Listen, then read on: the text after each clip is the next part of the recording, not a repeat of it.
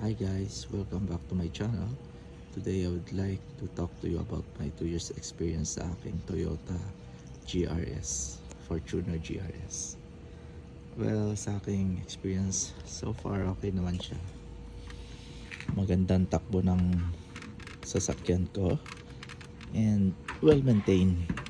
Mga basic preventive maintenance ginagawa ko naman. So ito yung mga makina ngayon, 2.8. Okay naman siya, wala namang problema. Sa tagtag issue, masasabi ko namang minimal tagtag. Minimal, hindi naman ganong kalala yung tagtag niya compare sa mga old model o mas mababang unit ng Toyota Fortuner na matagtag.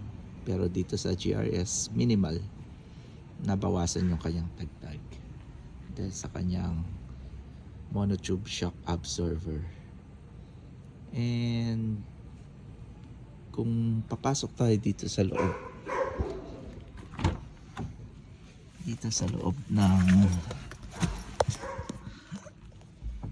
car, ayan, kung mapapansin nyo, ayan, masyadong hindi ganun ka high end yung kanyang panel board.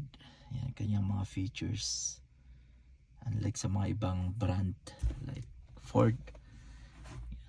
So siguro yung mindset ng Toyota dito is nakafocus siya sa reliability, yan, sa tibay.